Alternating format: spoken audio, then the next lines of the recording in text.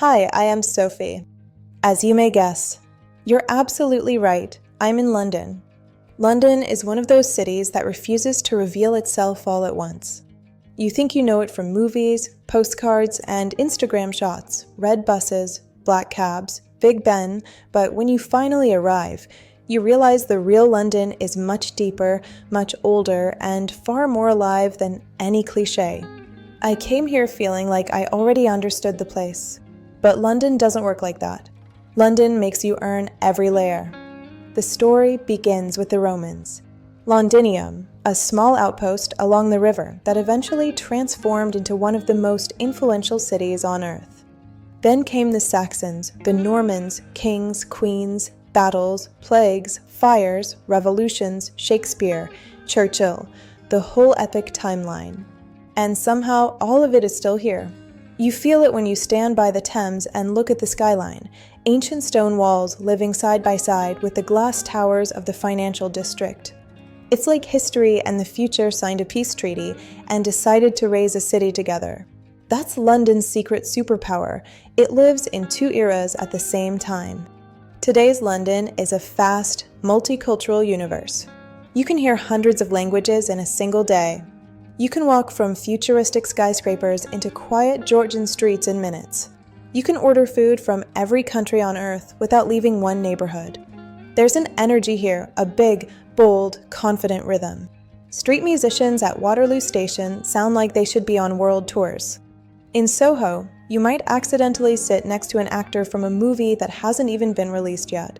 In Shoreditch, art appears on every wall like the city is constantly redesigning itself.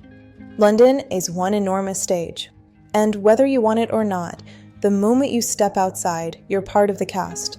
I started my walk on Westminster Bridge. This is London in its purest form, Big Ben glowing above the river, the Parliament stretching along the water, boats passing under your feet. You've seen it 1,000 times, but when you see it alive, when you hear the city breathing around you, it hits differently. Then Trafalgar Square, buzzing with artists, performers, tourists, locals, all mixed together in a cultural blender. Covent Garden smells like coffee, flowers, and something sweet from the bakeries. Piccadilly Circus is like London's version of Times Square, but somehow more elegant. And Hyde Park, that's where the city exhales. Green, calm, peaceful London's heartbeat when it wants to slow down. But the moment that stayed with me most was Tower Bridge at sunset. The sky turning gold and pink, the river reflecting everything like a mirror, and the bridge itself glowing like it belongs in a storybook.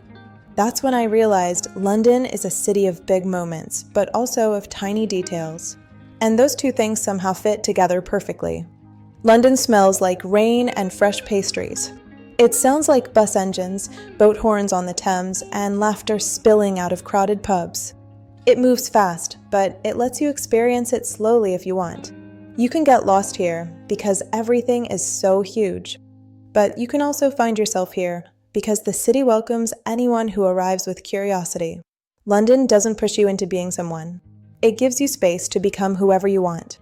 It's a city of stories, of characters, of moments that stay with you long after you leave.